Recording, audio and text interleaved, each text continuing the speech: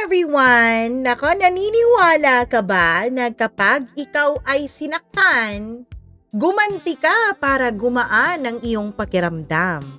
Nako, naniniwala ka ba na dapat ay gumanti nang sa ganon maka-move on? Hi! Welcome back dito sa ating channel. Dami ko namang pasikot-sikot. Isang panibagong araw na naman ang ating pagsasaluhan for today's video at syempre, panibagong kwento na naman po ang ibabahagi ko sa inyo. Pero bago ang lahat ng yan, nako, ikaw ba bago ka dito sa ating tahanan, naway magustuhan mo dito, naway nag-subscribe ka na dito at speaking of subscribe and follow, nako, bumisita po kayo sa Facebook page ng Shop and Style at syempre, wag lang kayong mag-follow, wag lang kayong mag-subscribe, kundi tumingin din kayo sa kanilang mga pa-live dahil sigurado ako na may magugustuhan ka, may mapupusuan ka dahil napakagaganda naman talaga at napaka-quality ng kanilang mga products. So ano pang inaantay niyo? Follow na at syempre abang-abang na sa kanilang pa-live. At alam kong inaabangan mo ang kwento natin ngayon, kahit medyo disoriented ang inyong Mama Mia, hala sige, pagpatuloy natin ang pagbabasa sa isang panibagong kwento dito lamang sa Dear Mama Mia.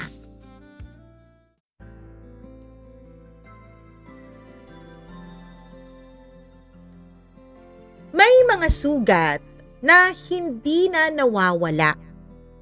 Pero maaari tayong matutong mabuhay nang hindi na hinahayaan na kinokontrol tayo ng mga sugat na yon. Dear Mama Mia, isang magandang araw sa inyong lahat, lalong-lalo na sa mga bumubuo ng programang ito. Itago nyo na lamang po ako sa pangalang Clara. 36 na taong gulang ako, isang online seller at halos kalahati na ng buhay ko ay inalay ko sa isang lalaking akala ko ay habang buhay kong makakasama. Yun ay walang iba kundi ang asawa kong si Nestor. 18 taon na kasi kaming nagsasama bilang mag-asawa, Mama Mia. Si Nestor po ang first love ko. Siya ang una kong boyfriend at siya rin ang una kong minahal ng totoo. At akala ko dahil asawa ko na siya, ay siya na rin ang magiging huli.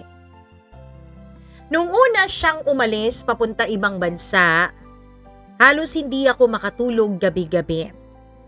Sanay na kasi ako noong katabi siya.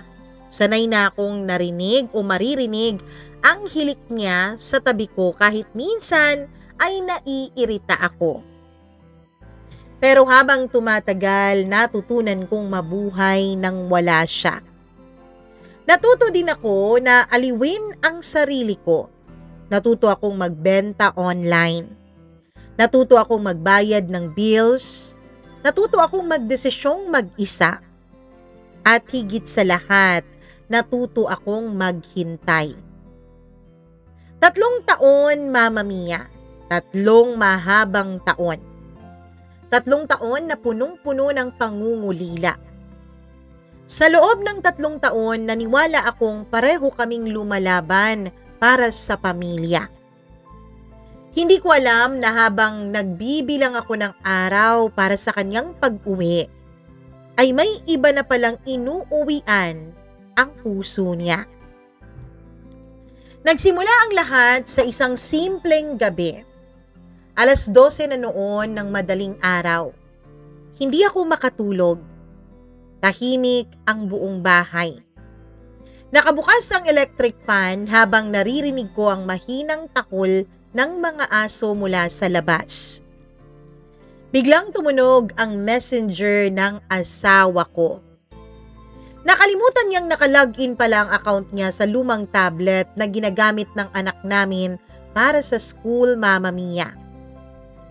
Wala naman akong balak manghalungkat dahil sa totoo lang, first time ko po yung makita o marinig na tumunog. Siguro dahil tinanggal ng anak ko yung silent mode. At isa pa, Mama Mia, kung meron mang mga mensaheng pumapasok sa kanya, hindi ko naman yun pinakekealaman. Hindi naman po ako ganong klase ng asawa. Pero nang makita kong 12:00 na nga ng gabi at may babaeng paulit-ulit na nagme-message, may kung anong kaba ang gumapang sa dibdib ko. Sinubukan ko pa ring wag yung pansinin. Sinubukan ko pa ring matulog, pero mas malakas ang kutob ko kesa sa pagdalaw ng antok. Hanggang sa hindi ko na napigilan ang aking sarili. Binuksan ko na ang tablet. At doon nagsimula ang pagkawasak ng mundo ko. Miss na kita. I love you. Alam mo, kamukhang-kamukha mo talaga si baby kapag natutulog. Nanginginig ang mga kamay ko. Parang biglang nawalan ng hangin ng paligid. Hindi ako makahinga, hindi ako makagalaw. Paulit-ulit kong binasa ang mga mensahe. Umaasa akong mali lang ang pagkakaintindi ko o baka naman na wrong sent lang yung babae. Umasa akong may ibang paliwanag. Pero wala, Mama Mia. Hanggang sa kinalkal ko na nga ang messages nila nung babaeng yun.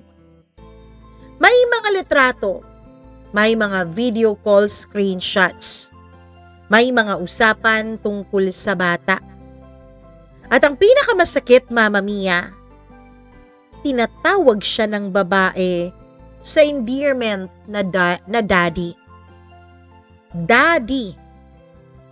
Ang tawag na yun ay hindi para sa anak namin, kundi para sa isang babaeng hindi ko kilala at isang batang ngayon ko palang nakita.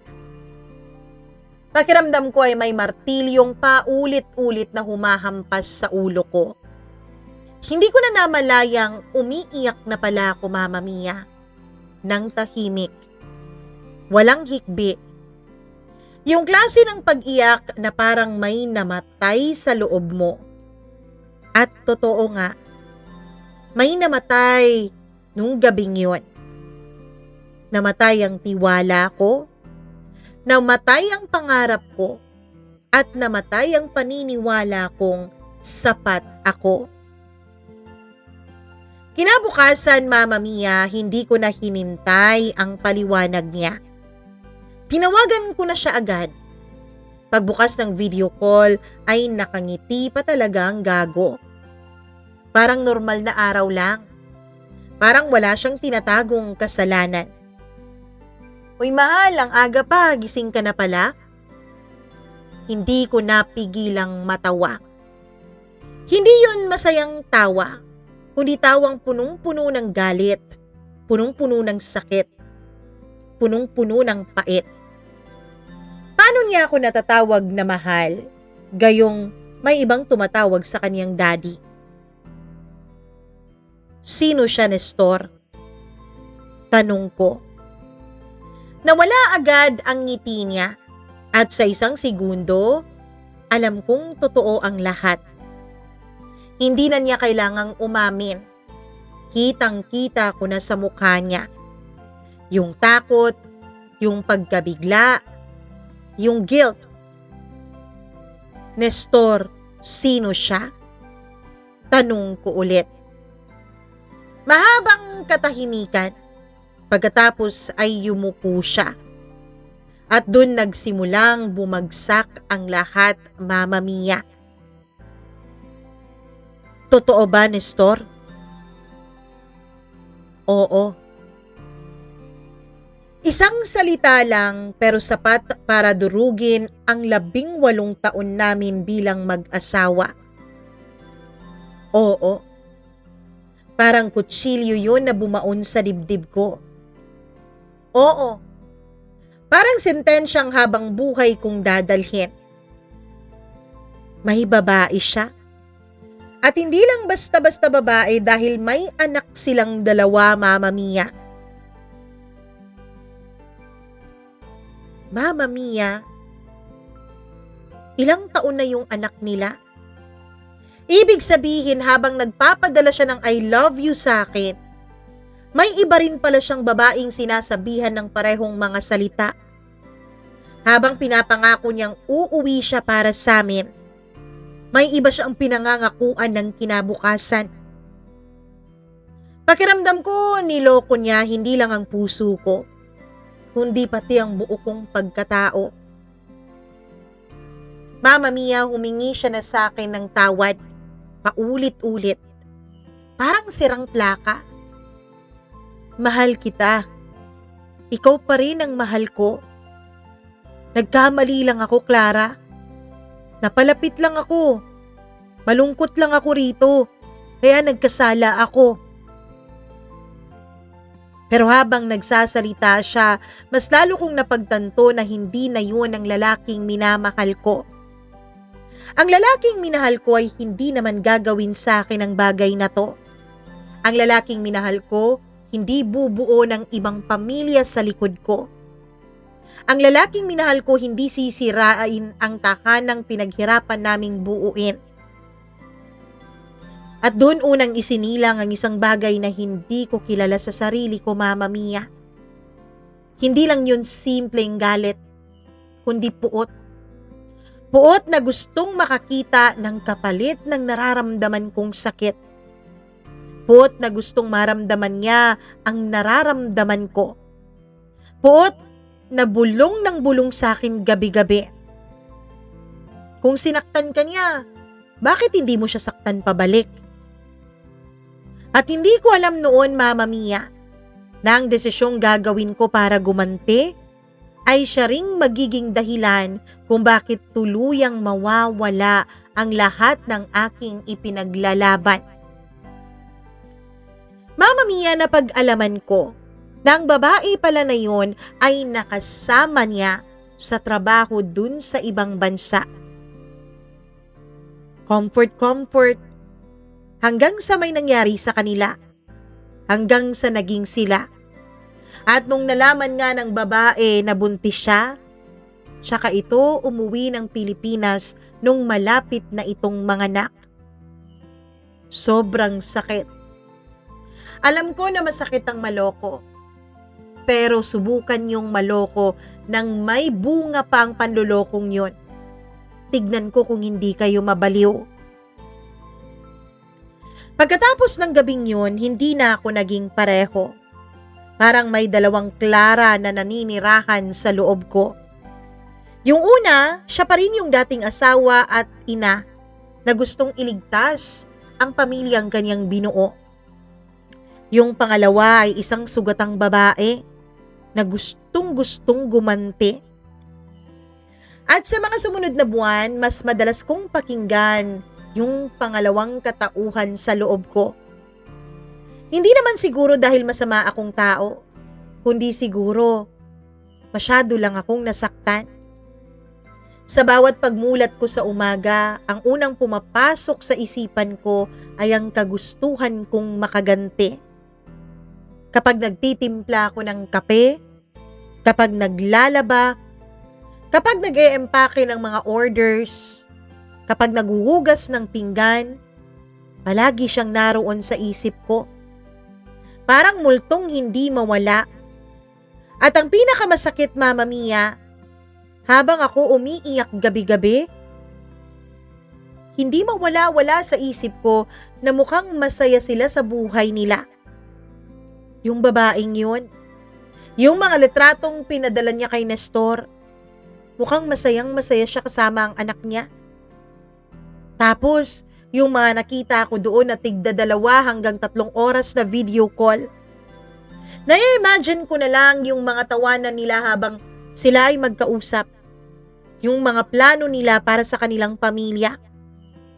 Samantalang ako nagmumukmok sa isang bahay na punong-puno ng mga alaala. Mga alaala na dati ay masaya para sa akin. Mga alaala na dati ay malambing sa puso ko, pero ngayon, sobrang sakit na kapag pumapasok sa isipan ko. At ang sakit na nararamdaman ko ay napansin ng isang taong malapit sa akin. Si Kaloy, Mama Mia. Kumpare namin siya ni Nestor. Ninong siya ng anak namin. Matagal na namin siyang kaibigan ng asawa ko. Isa siya sa mga unang taong tumulong sa amin nung nagsisimula pa lang kami bilang mag-asawa. Kapag may problema sa bahay, si Kaloy ang unang tumatakbo para tumulong. Kapag may kailangang buhatin o ayusin, hindi mo na kailangang tawagin ng 2 beses ang pangalan niya. Mabait si Kaloy, maaasahan at higit sa lahat marunong makinig. Mama Mia, malapit lang din ang mga bahay namin. Isang hapon habang nagkakape kami sa terrace, napansin ni Kaloy na tahimik ako. Pumunta kasi siya para ayusin ang sirang bumbilya sa may kusina. Oh, mukhang hindi ka na naman nakatulog, Mare ah. Ngumiti lang ako. Ayos lang ako, pare. Tumawa siya. Naku, Mare, matagal na kitang kilala. Hindi mo kailangang magsinungaling sa akin. Hindi ko alam kung bakit. Siguro dahil ilang araw ko na rin kinikimkim ang lahat. Siguro dahil kailangan ko talagang may mapagsabihan. Hindi ko naman magawang sabihin sa mga magulang o kapatid ni Nestor dahil alam kong kahit papaano ay kakampihan nila ito. Hindi ko rin magawang sabihin sa mga magulang ko dahil ayokong mag-alala sila sa akin. Lalo pat mga matatanda na rin ang mga magulang ko, Mama Mia. Kaya nung tinanong ako ni Kaloy, bigla na lang akong napaiyak. Doon mismo, sa harap niya, parang biglang bumigay ang lahat ng pinipigilan kong lumabas. Hindi siya nagsalita, hindi siya nagbigay ng payo habang nagsasabi ako ng pinagdadaanan ko. Tahimik lang siyang nakinig habang ikinukwento ko sa kanya kung paano ko nahuli ang kumpare niyang si Nestor. At sa mga panahon na yun, Mama Mia, yun lang pala ang kailangan ko. Isang taong handang makinig. Mula noon, dahil alam na ni Kaloy ang nangyayari sa akin at ang pinagdadaanan kong problema, ay naging mas madalas ang pag-uusap naming dalawa. Hindi naman araw-araw, pero sapat para masanay ako. Siya lang kasi ang nandyan, Mama Mia. Siya lang ang nakakaalam ng lahat. Siya lang ang nakakaintindi sa akin. Kapag may problema ako sa negosyo ay nakikinig siya. Kapag nag-aalala ako sa anak namin ni Nestor, nandyan siya para tulungan ako. Kapag hindi ko kayang dalhin mag-isa ang bigat na nararamdaman ko, nandyan siya para makinig. At doon nagsimula ang isang bagay na hindi ko namalayang lumalaki pala. Hindi naman yun agad pag-ibig. Hindi naman yun agad pagkagusto ko sa kanya. Kundi parang naging dependent ako sa kanya, Mama Mia. Yung pakiramdam na kapag wala siyang mensahe ay parang may kulang sa araw mo. Yung pakiramdam na siya na ang unang gusto mong kausapin kapag may nangyari. Imbis na asawa ko, si Kaloy na. Imbis na dapat si Nestor ang hinahanap ko, ang pinagsasabihan at sinusumbungan ko ng mga problema ko ay naging si Nestor na, Mama Mia. At alam kong mali iyon. May asawa akong tao kahit sabihin pa nating nagloko. At bukod doon, may asawang tao din si Kaloy, Mama Mia. Pero alam mo, hindi kasi madaling makita ang tama. Lalo na kapag sugatan ka. Kapag wala ng sugat at sakit sa puso mo, tsaka mo pa nakikita yung tama sa mali. Kasi kapag durog ang puso mo, minsan kahit maling tao, nagmumukhang tamang kanlungan. Minsan kahit maling paraan, nagmumukhang tama sa paningin mo para lang maibsan ang sakit na iyong nararamdaman. Isang gabi, Mama Mia, Nag-video call ulit kami ni Nestor. Kahit galit na galit ako sa kanya, hindi ko ma rin magawang iwanan siya. Hindi ko pa rin magawang makipaghiwalay sa kanya. Siguro dahil siya lang naman ang lalaking minahal ko ng napakahabang panahon. At siya pa rin ang ama ng anak ko. Lasing noon si Nestor. Halatang kagagaling lang niya sa inuman. At gaya ng dati, mula nung nahuli ko siya, nauwi sa pagtatalo ang pag-uusap naming dalawa. Ano ba talagang gusto mong mangyari, Clara? Tanong niya. Bakit parang galit ka pa, Nestor? Bakit parang kasalanan ko pa na ganito ako? Di ba dapat naiintindihan mo ko kung bakit ako ganito sa'yo? Kung bakit ako walang tiwala dahil niloko mo ko? Kung makapagsalita ka, Nestor, parang ako yung sumira sa pagsasama nating dalawa. Parang ako yung bumuo ng ibang pamilya. Ako ba yung nagkaanak sa iba, ha? Tahimik na tahimik siya, Mama Mia. Hanggang sa bigla niyang sinabi ang isang bagay na hindi ko makakalimutan. Kung hindi mo pala ako mapapatawad, pues itigil na lang natin to. Parang may sumampal sa akin. Ako na nga ang niloko. Ako na nga ang iniputan sa ulo. Ako pa ang kailangang magtigil ng lahat. At ako pa ang sinabihan niyang umalis sa pamamahay niya, Mama Mia. Pagkababa ng tawag ay nanginginig ako sa galit. Sa sobrang galit ko, gusto kong may mapaglabasan. At dahil doon, tinawagan ko si Kaloy. Mahigit 2 oras kaming nag-usap ng gabing yun. Pinakinggan niya lahat. Lahat ng sama ng loob ko, lahat ng luha ko, lahat ng galit na nararamdaman ko. At nang matapos akong magsalita, isa lang ang sinabi niya, Mama Mia.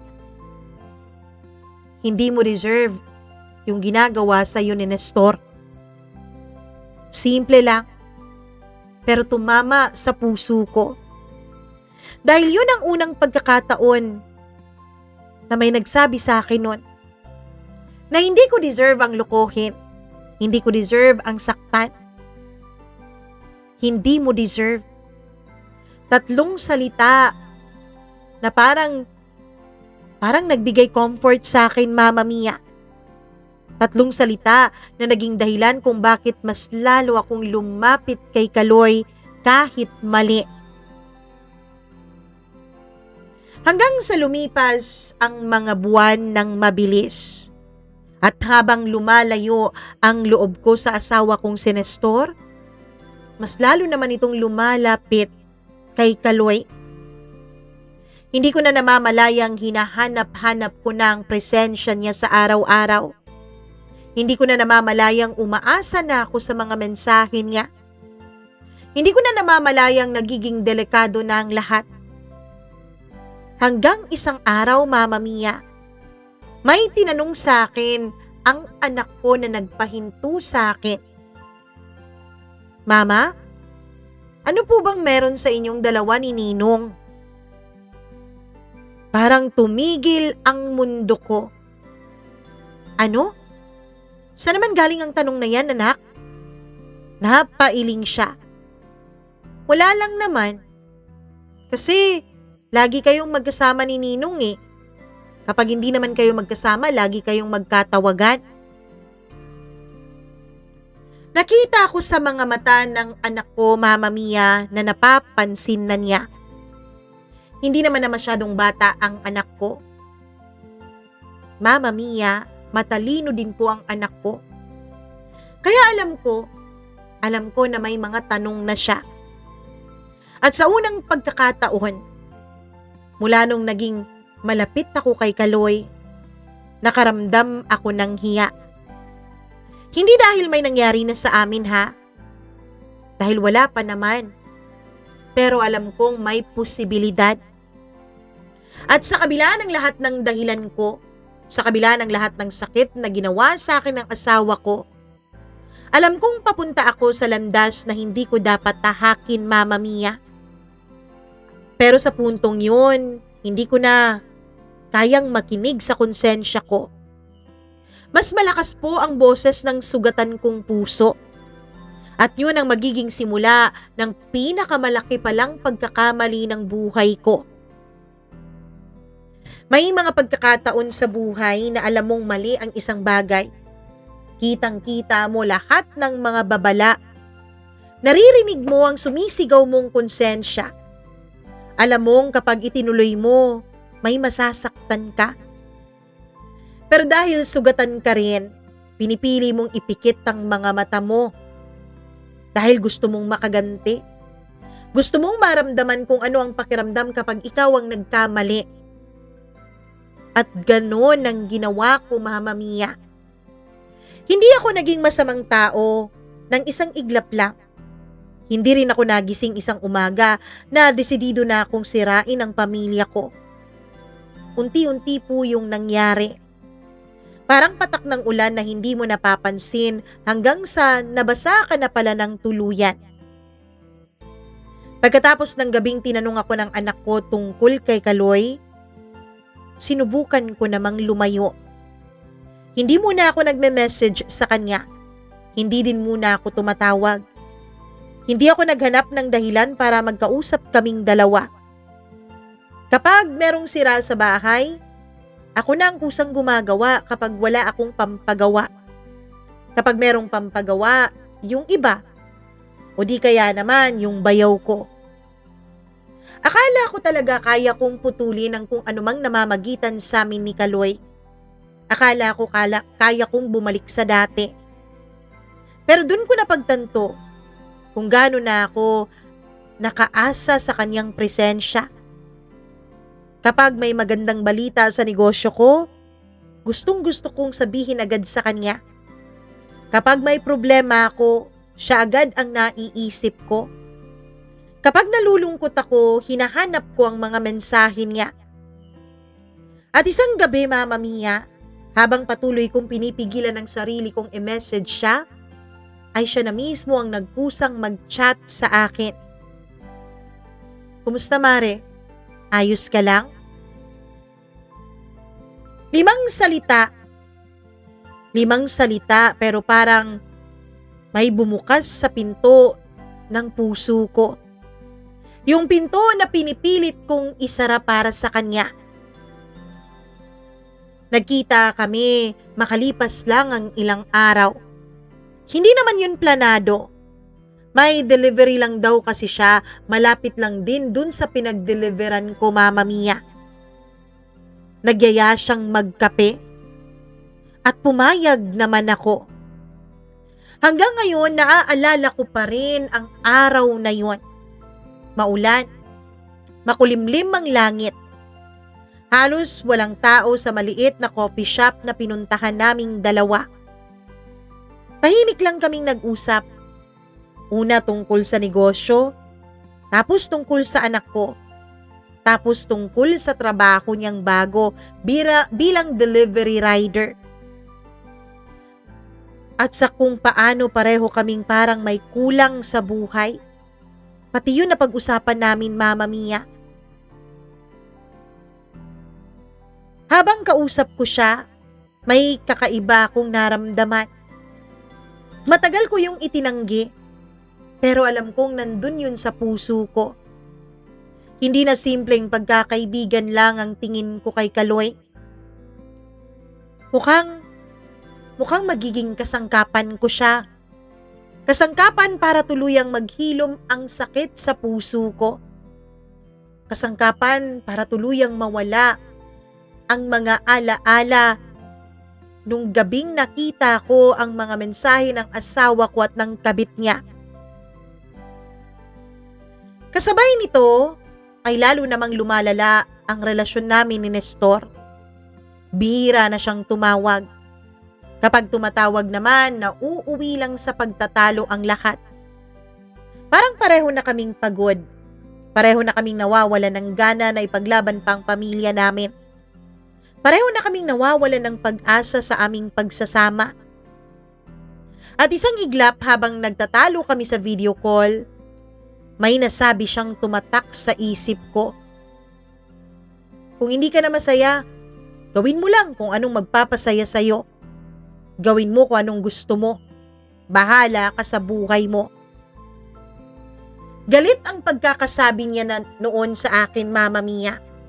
Sigurado ako, hindi naman yon ang literal na ibig niyang sabihin. Pero sa sugatang puso ko noon, parang binibigyan niya ako ng pahintulot, ng lisensya, ng dahilan.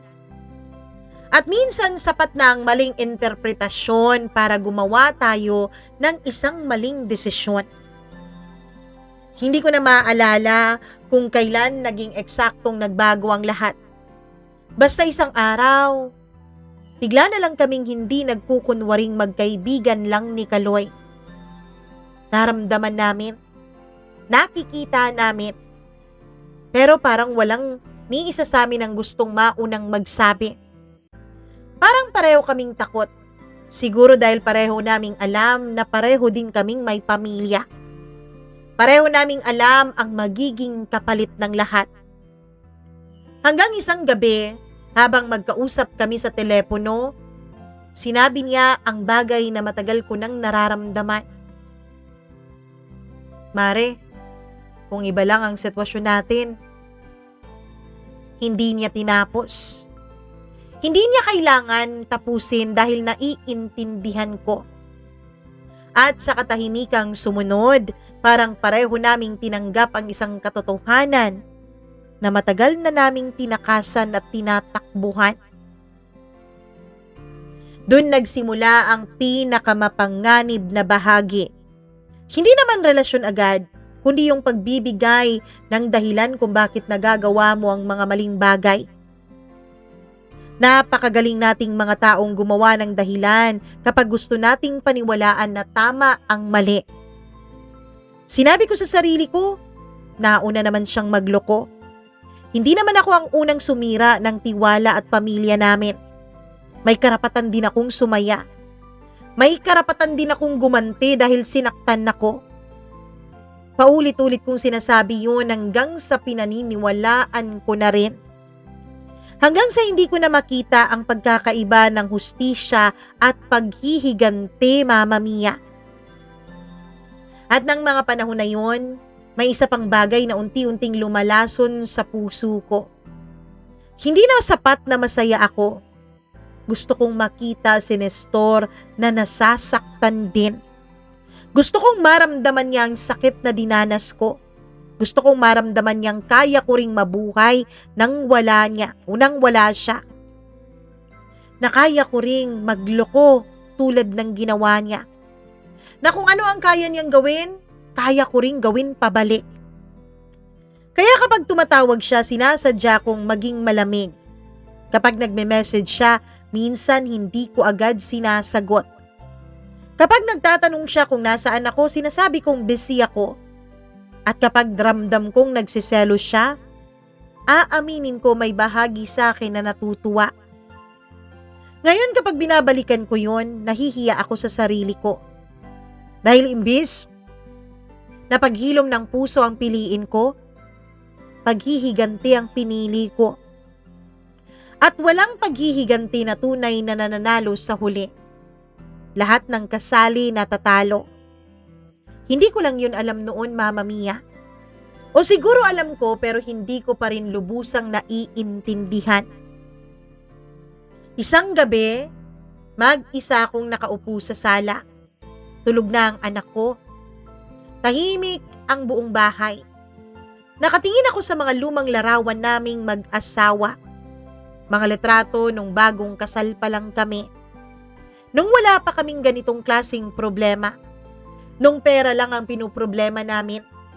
Nung simple pa ang lahat. Habang tinitingnan ko ang mga yon, bigla akong napaiyak. Hindi dahil mahal ko pa siya.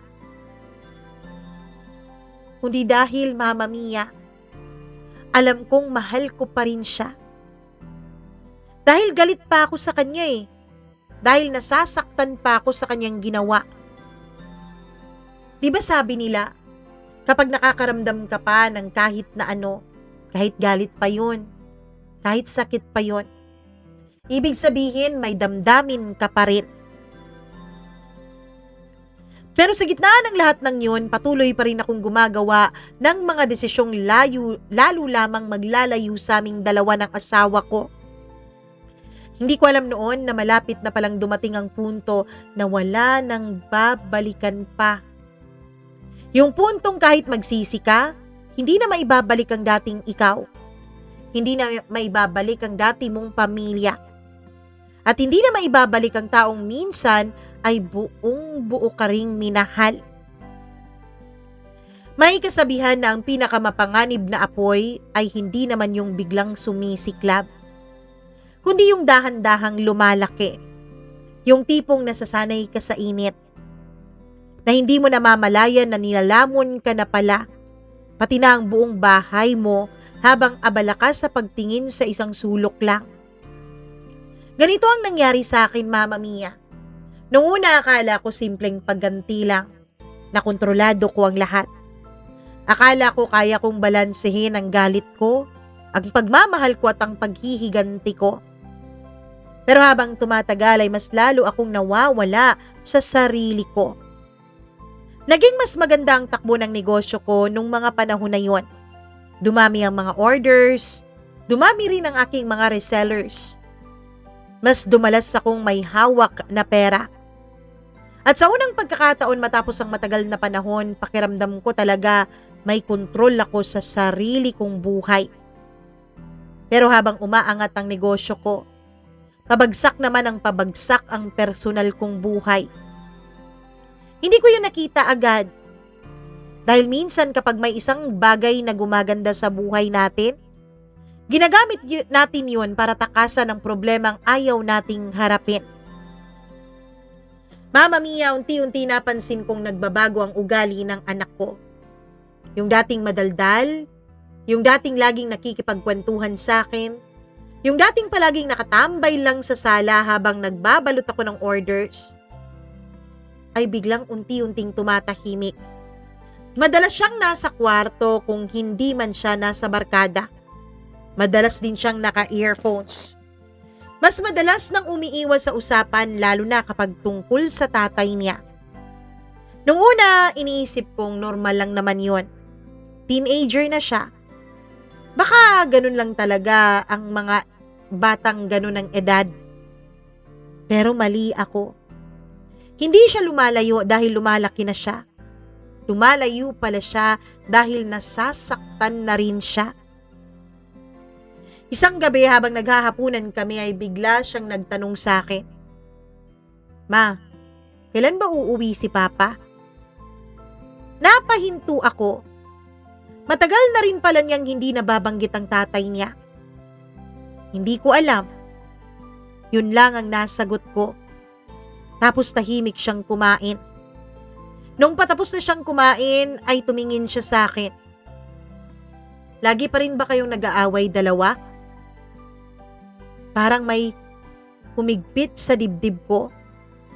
Ayoko magsinungaling pero ayoko ring sabihin sa kanya ang buong katotohanan. Ayokong masaktan siya kapag nalaman niyang may ibang pamilya ang tatay niya. "Kami na ang bahala doon. Ang asikasuhin mo yung pag-aaral mo." Tumango siya pero hindi siya kumbinsido. Nakita ko yun sa mga mata niya. Na tila mas marami siyang alam kaysa sa inaakala ko.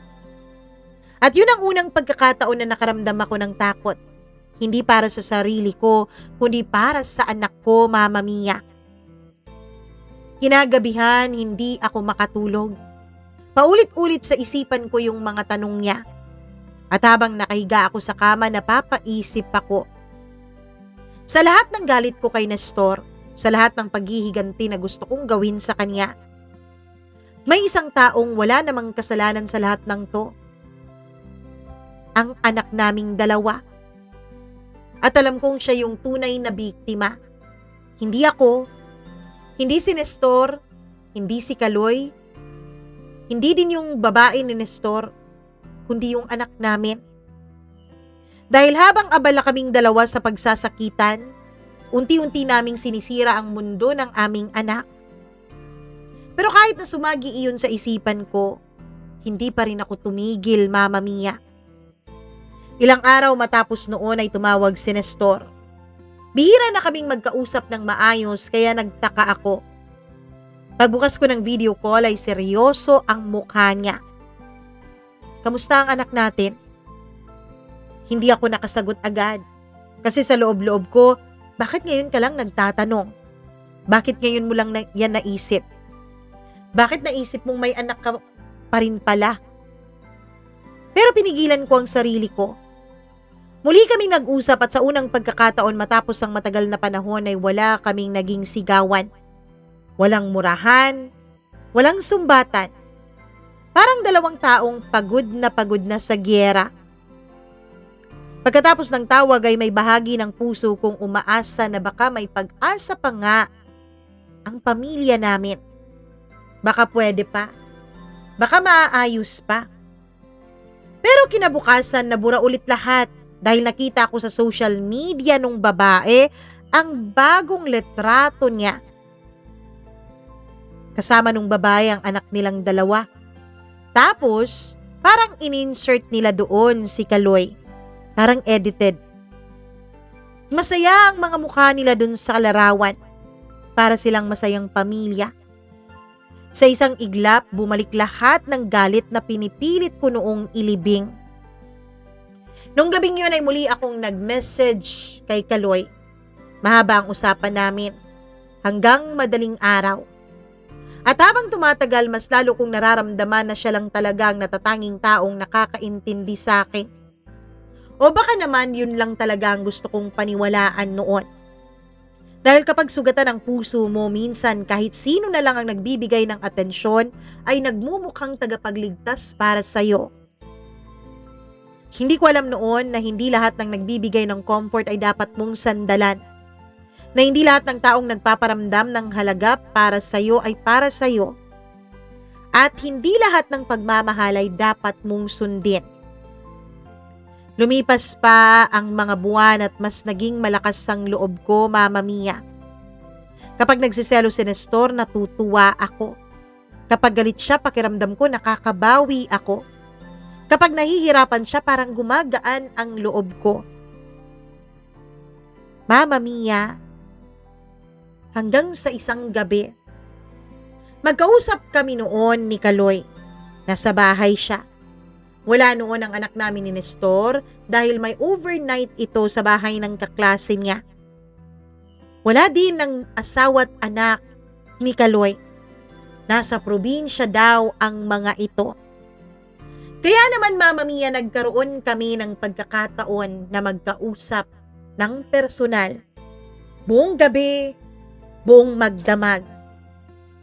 At opo, Mama Mia, hindi lang po pag-uusap ang ginawa naming dalawa ni Kaloy. Dahil habang nag-uusap kami noon ay umiinom din kami ng light beer. Light lang naman yun. Pero, hindi ko alam na kapag nasasaktan ka pala, kapag nag-uusap pala kayo ng mga problema, kahit light beer ay sobrang nakakalasing pala. Kaya pagkatapos nun, Mama Mia, habang medyo nakainom na kami, nangyari ang isang bagay na hindi dapat mangyari. Oo, sa loob mismo ng tahanan namin ni Nestor, naganap ang isang bagay na parang pinipilit naming pigilan ni Kaloy, pero binibigyan din namin ng tsansa na maisakatuparan. At yun nga ang gabing yun, Mama Mia. Ang gabing yun ang naging sakatuparan ng lahat sa aming dalawa ni Kaloy. Makalipas ang ilang linggo matapos may mangyari sa amin ni Kaloy sa kama, ay nagplano akong magbakasyon. Hindi para magpahinga, hindi para magnilay-nilay, kundi para takasan ng lahat. Ang problema, ang galit, ang guilt, at ang kalungkutan. At doon ko gagawin ang isang desisyon na habang buhay ko palang pagsisisihan. Desisyong magbibigay sa akin ng panandaliang saya pero mag-iiwan ng pangmatagalang sugat. At hindi lang pala ako ang masasaktan at masusugatan sa desisyon na yon, kundi lahat ng taong mahalaga sa paligid ko. Kung may pagkakataon lang sana kung maibalik ko ang oras na yon, yun ang unang bagay na babaguhin ko. Hindi naman ang araw na nalaman kong may ibang asawa o may ibang babae ang asawa ko. Hindi rin ang araw na umamin siya sa akin. Hindi kahit ang araw na nagsimula kaming magkalayo sa isa't isa. Kundi ang araw na nagdesisyon akong tumakas sa sakit sa halip na harapin ito. Dahil dun nagsimula ang tuluyan kong pagbagsak, Mama Mia. Sa totoo lang, matagal ko nang gustong magbakasyon noon. Pakiramdam ko kasi kung makakalayo lang ako sa bahay, sa mga alaala, sa mga problema, baka kahit papaano gumaan ang pakiramdam ko. Parang gusto kong huminga. Parang gusto kong makalimot kahit sandali. Kaya isang gabi habang magkausap kami ni Nestor, nabanggit ko ang plano ko. Gusto kong magbakasyon. Saan? Kahit saan. Gusto kong umalis kahit sandali lang. Ramdam ko agad ang pagod sa boses niya. Wala tayong budget sa ngayon. Simple lang ang sagot niya pero sa isip ko noon, hindi yun simpleng sagot. Para sa akin, isa na naman yung patunay na hindi niya talaga ako pinapahalagahan. Wala siyang budget sa akin, pero dun sa birthday ng anak niya sa labas, meron. Hindi ko naisip noon na baka may sarili rin siyang problema. Hindi ko naisip noon na posibleng nahihirapan din si Nestor. Tanging galit lang talaga ang nararamdaman ko, Mama Mia. At kapag galit ang nangingibabaw, nawawala ang kakayanan nating umunawa. Nung gabing yon, hindi ako nakatulog. Paulit-ulit na umiikot sa isipan ko ang mga bagay na ginawa niya.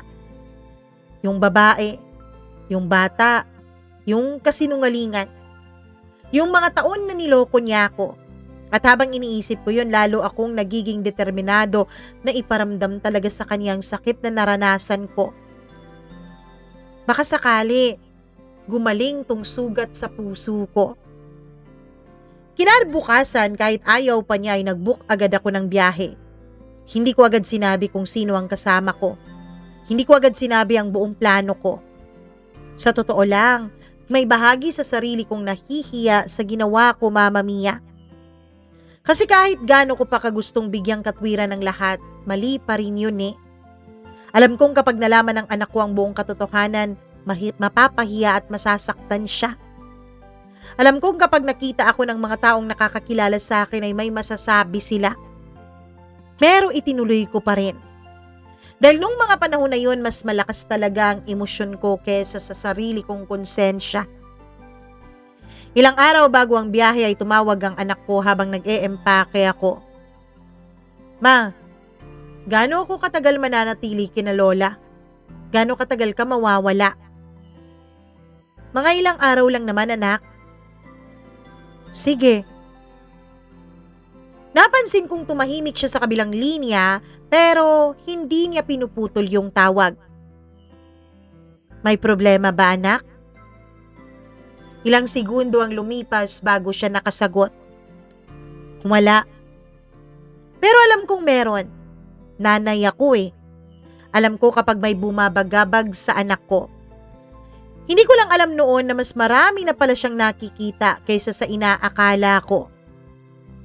Hanggang dumating ang araw ng pag-alis ko para sa bakasyon. Tandang-tanda ko pa ang pakiramdam ko noon. Excited na kinakabahan at may konting guilt na pilit kong tinatago sa sarili ko. Habang nasa biyahe ay pilit kong kinukumbinsi ang sarili ko na deserve ko naman na sumaya. Na pagkatapos ng lahat ng pinagdaanan ko at pinadaanan sa akin ng asawa ko, karapatan ko ang maging masaya. Karapatan kong unahin na muna ang sarili ko. At totoo naman yun. karapatan naman nating lahat na lumigaya.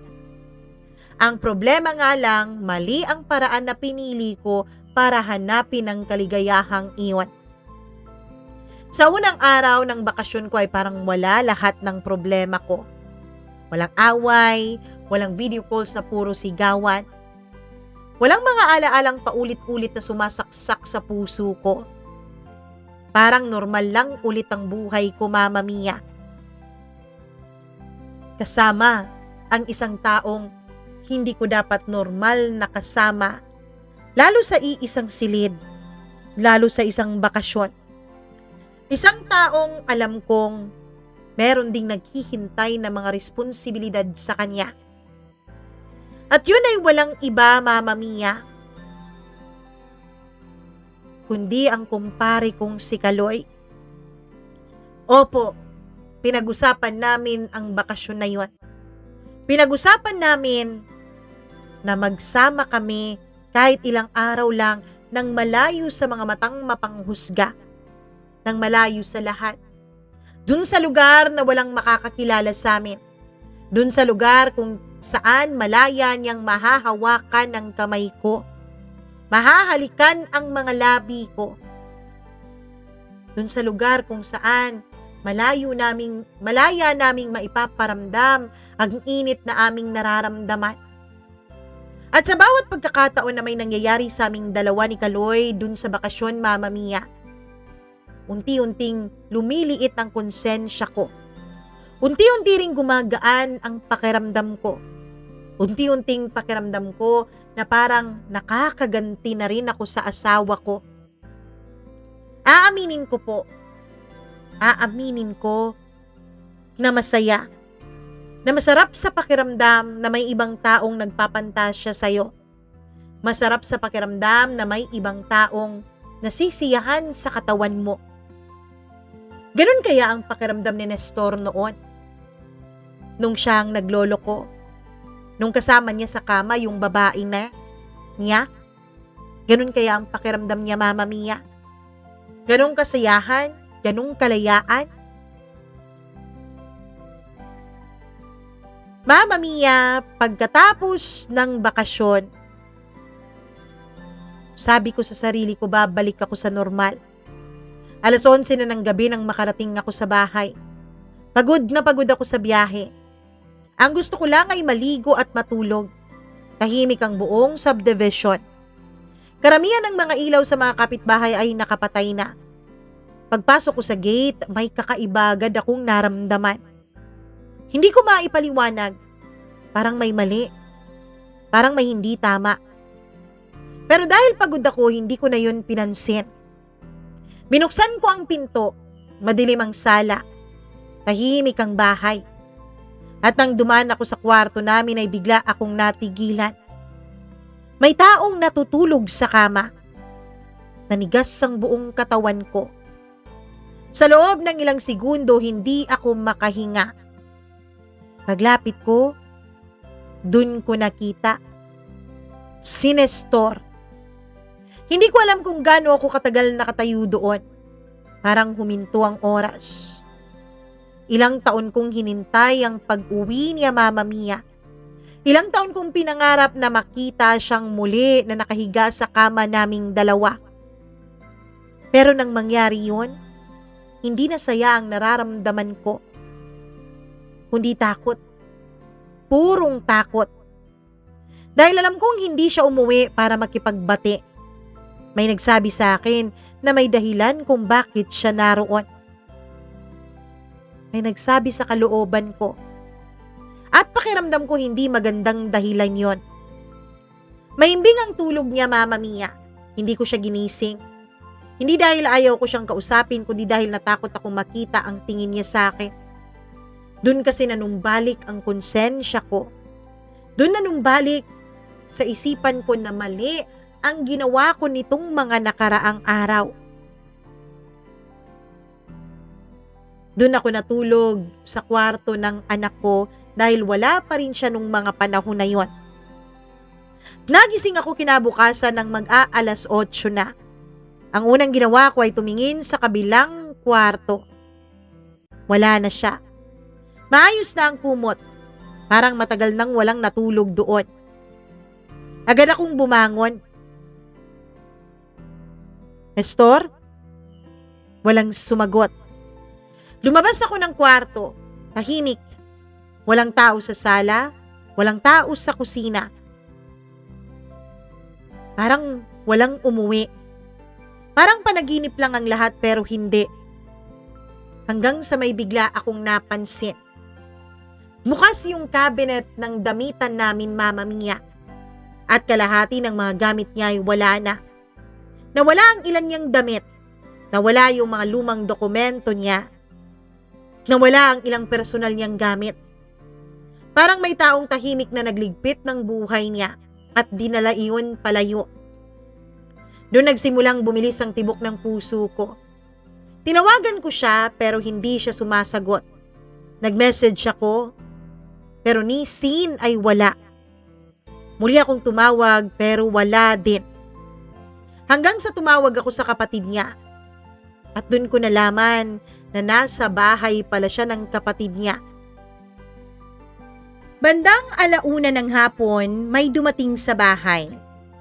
2 opisyal ng barangay. Nagulat ako. Ma'am, pinapatawag po kayo sa barangay. Bakit po? Nagtinginan silang dalawa. Yung ano nyo po, biyanan, tapos yung asawa nyo. Sabi, usaping pampamilya daw po. Biglang nanlamig ang mga kamay ko. Hindi ko alam kung bakit pero alam kong hindi yun simpleng usapan lang. May naghihintay sa akin.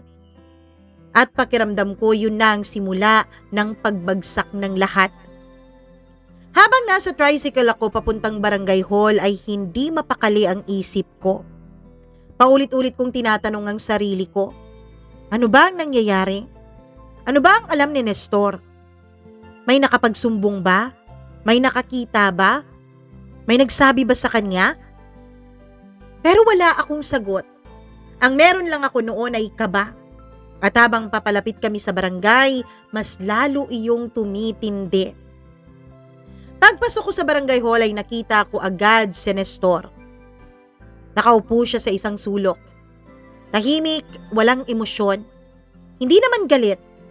Hindi rin umiiyak. Hindi rin sumisigaw.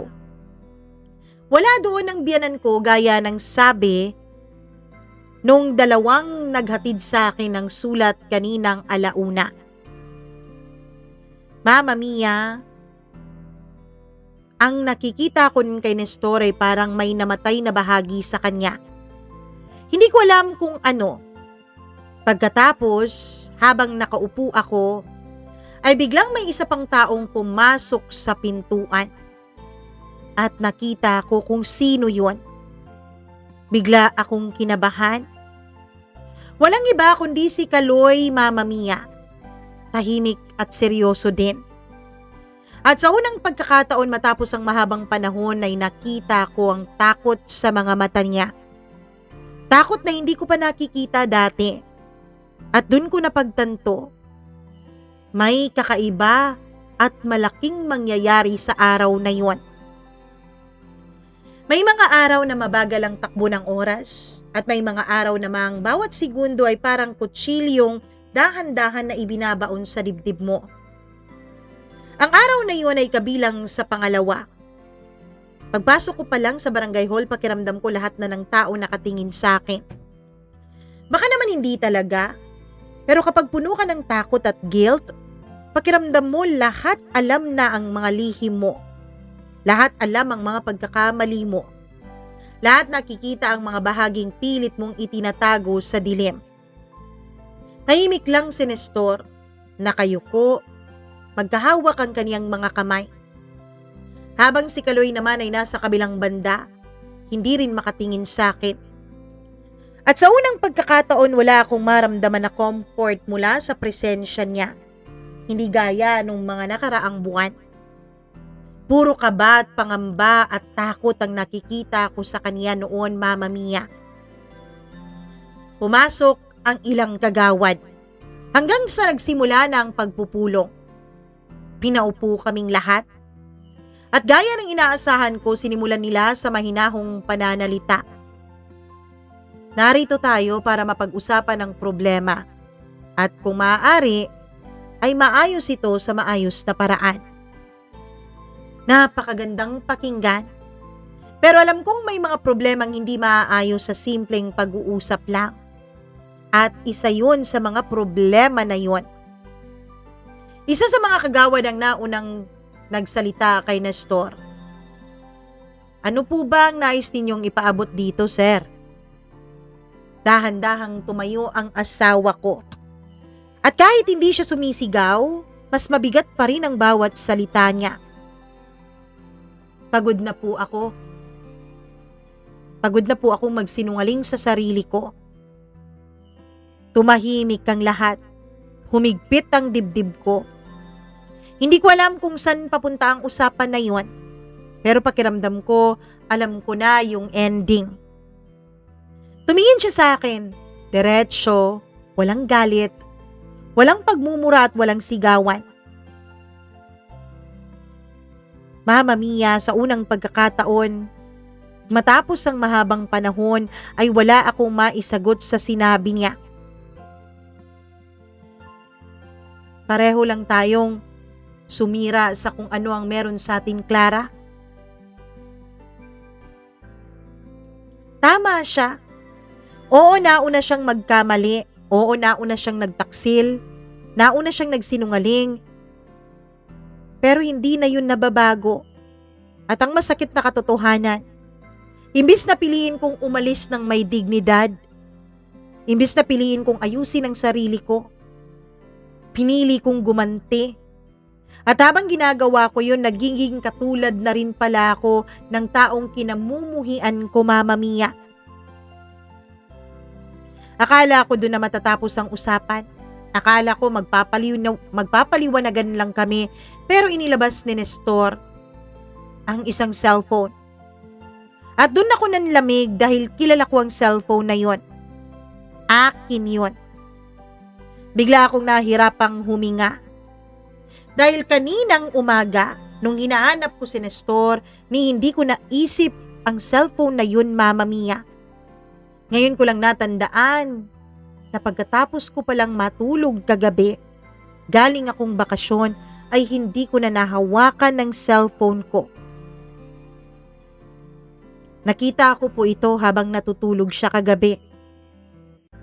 Hindi ko na malayang nanginginig na palang mga kamay ko. May mga litrato, mga mensahe, mga pag-uusap, mga bagay na matagal ko nang inaakalang nakatago, mga bagay na akala ko hindi kailanman makikita ng ibang tao. Oo, mga larawan namin ni Kaloy, Mama Mia.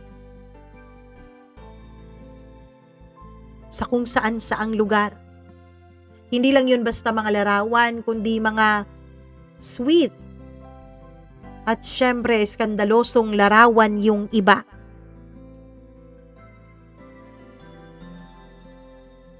Mama Mia, dun ko narinig na sinabi sa akin ni Nestor. Umuwi ako para sana ayusin kung ano man ang natitira sa atin. Para sana hingin ang tawad mo, Clara. Para sana ayusin ang ating pamilya. Hinapos ko na ang lahat sa aming dalawa. Sa aming dalawa ni Cherry. Dahil pinili kita. Pinili ko kayo ng anak natin. Pero ito pala ang makikita ko. Ito pala ang madadatnan ko. Paano tayo umabot sa ganito, Clara? Mama Mia, sa mga panahon na yun ay paulit-ulit din yung tanong sa isipan ko. Yung parehong tanong. Paano kami napunta rito? Paano naging ganito kalayo ang narating namin mula sa dalawang taong minsang nangangarap lang na magkaroon ng simpleng pamilya? Pagkatapos noon ay may narinig kaming kaguluhan sa labas. May mga taong paparating, may mga boses, At bago pa ako makalingon ng maayos ay biglang bumukas ang pinto ng barangay hall. Napatingin ang lahat. Sa loob ng ilang segundo naramdaman kong tuluyan ng mawawala ang anumang kontrol na meron pa ako sa sitwasyon na yon. Dahil ang mga taong kapapasok lamang ay ang mga taong hindi ko inaasahang haharapin ko sa araw na yon. Mga taong galit na galit. Mga taong may sarili ring sugat. Mga taong naniniwalang ako ang dahilan sa lahat ng sugat na yon. Hanggang ngayon kapag naaalala ko ang araw na yon, naninikip talaga ang dibdib ko, Mama Mia. Hindi dahil sa mga salitang narinig ko, hindi dahil sa mga matang humuhusga sa akin noon, kundi dahil yun ang araw na tuluyan kong nakita ang bunga ng mga desisyong ginawa ko. Mga desisyong akala ko ay para lang sa akin. Hindi ko alam na marami palang masasagasaan. Pagbukas ng pinto ay agad kong nakita ang isang babae. Kilalang kilala ko yun, Mama Mia. Kahit hindi kami ganun ka-close, kilala ko pa rin siya. Napalingon ako bigla kay Kaloy. Napayuko siya. Dahil ang babaeng dumating ay walang iba kundi ang asawa niya. Kasama ang ilan niyang mga kaibigan, pati na rin ang kanyang mga kapatid. Mama Mia, hindi makatingin si Kaloy sa asawa niya. Hindi rin siya makatingin sa akin. At doon ko napagtanto na pareho kaming naduwag sa sitwasyon na yun. Kung kalmado si Nestor, kabaliktaran po ang asawa ni Kaloy. Sabihin na lang natin na sobrang nagwala talaga siya dun sa barangay. Mama Mia, sinabunutan pa niya ako. Hindi ako lumaban dahil alam kong kasalanan ko. Kung tutuusin, kung hindi siya pinigilan ng mga tanod noon at ng ibang mga taong nandun, baka bugbog sarado talaga ang inabot ko. Nakalmot pa niya ako sa mukha. Walang iya kang babae ka? Malandi ka? Pumatol ka na nga, dun pa talaga sa may asawa? At may mga anak pa? Habang sumisigaw, nagwawala at umiiyak yung asawa ni Kaloy, ay siya naman ay tahimik lang. Yung mga kaibigan at mga kapatid naman niya ay sulsul ng sulsul sa gilid, kaya mas lalo siyang nagalit. Hindi maganda ugaga noon ang mga tanod sa pagpigil sa kanya, Mama Mia. Noong mahimasmasan siya ay nagkaroon ng mahabang usapan, mahabang paliwanagan, mga tanong, mga luha.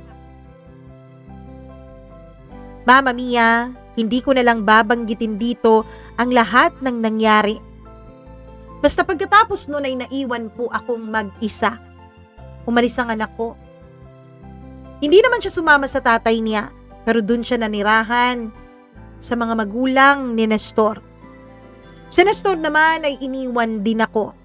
Si Kaloy naman ay piniling sumama sa kanyang asawa. Pinili nilang buuin muli ang pamilya nila at nagpakalayo-layo sa lugar namin.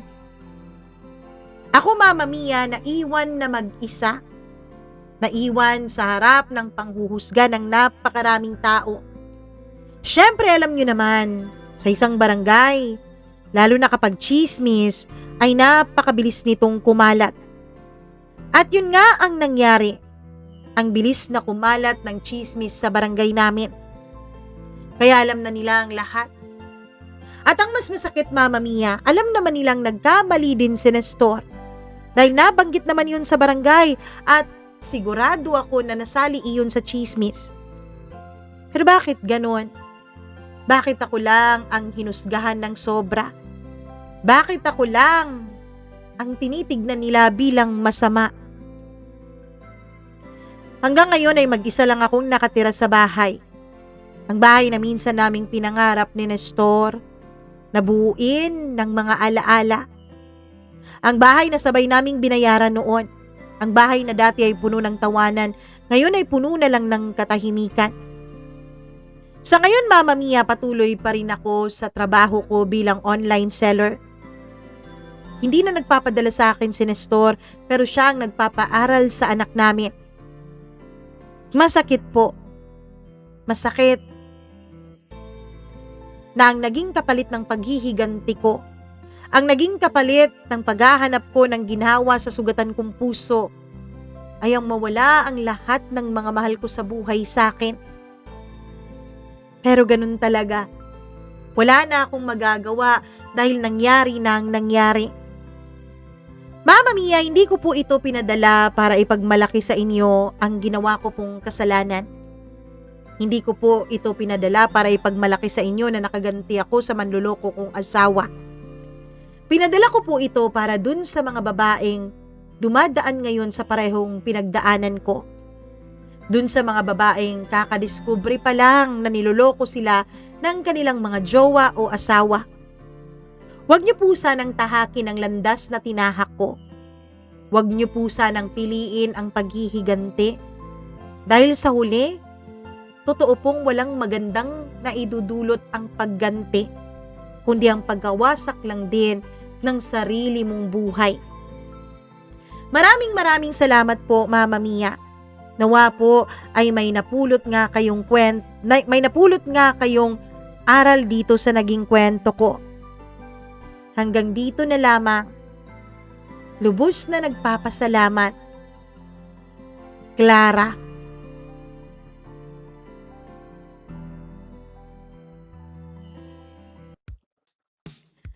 Alam mo, medyo satisfying din marinig na makaganti ka, no? Medyo satisfying din madinig na nasaktan din yung taong nanakit sa'yo. Sa totoo lang, satisfying yun sa dibdib, satisfying yun sa utak, satisfying yun sa ego. Pero gaya nga ng sabi nitong ating letter sender na si Clara, kapag mali ang pagganti mo, well, mali naman siguro talaga ang pagganti, pero kapag mali talaga ang paraan mo, sa huli ikaw din ang masasaktan. Ikaw din ang matatalo at hindi ka kailanman mananalo. 'Di ba? Sana nga may natutunan kayo dito sa naging kwentong ito ni Clara. At syempre, bawi tayo, no? Dahil napakahaba ng ating kwento kahapon. So, babati na tayo ngayon sa ating mga miyembro. Maraming salamat sa channel members natin. Ang nagbabalik na isang taon na rin nating member. Parang isang araw o 2 araw lang nawala itong si Freaky. Isang araw lang ba? Pero bumalik din. At syempre, isang taon na rin siya dito sa atin, no?